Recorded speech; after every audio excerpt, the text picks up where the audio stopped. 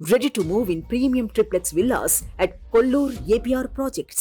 అంటే ఇంకోటి చూశాను నేను, ఒక అడగానే జగన్మోహన్ రెడ్డి ఇంకొక రోజు చేస్తుంటే నేరుగా శవాన్ని తీసి వాళ్ళ ఇంట్లోనే పూడ్చేవాడిని. అప్పుడు బుద్ధి వచ్చేది. చంపే హక్కు నీకు లేదు, నువ్వు ప్రభుత్వంలో ఉన్నావు, బాధ్యత నీది, ప్రశ్నించే హక్కు నాది.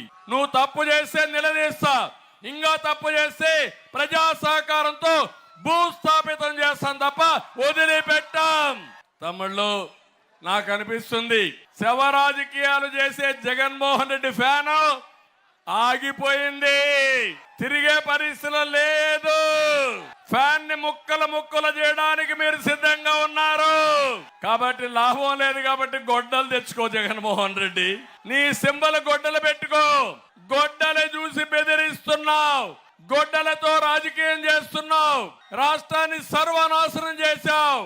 అందుకే సవాలు విసురుతున్నా, నీకు చేతనైతే ఆ గొడ్డలు పెట్టుకోగాని ఈ రాష్ట్రాన్ని శ్మశానం చేయొద్దు, వల్లకాడు చేయొద్దని మరొక్కసారి ఈ ముఖ్యమంత్రికి హెచ్చరిస్తున్నా.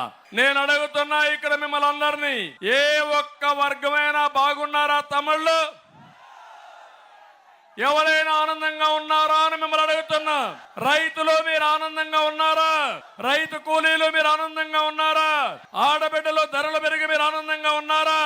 ఎస్సీలు మీరు ఆనందంగా ఉన్నారా? బీసీలు మీరు ఆనందంగా ఉన్నారా?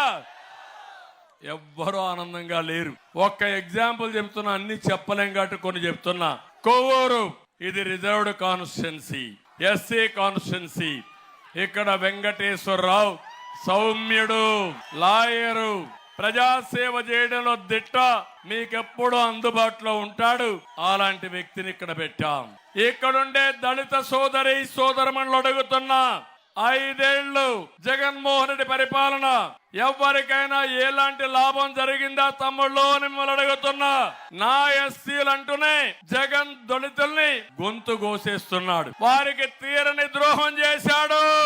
దళితుల్ని నేను ముఖ్యమంత్రిగా ఉన్నప్పుడు సబ్ ప్లాన్ తీసుకొచ్చాం. దళితులందరూ ఇంట్లో ఆలోచించుకోవాలి. జనాభా దామాషా ప్రకారం సబ్ ప్లాన్ పెట్టి నిధులు కేటాయించాం. 27 సంక్షేమ పథకాలకు శ్రీకారం చుట్టాం.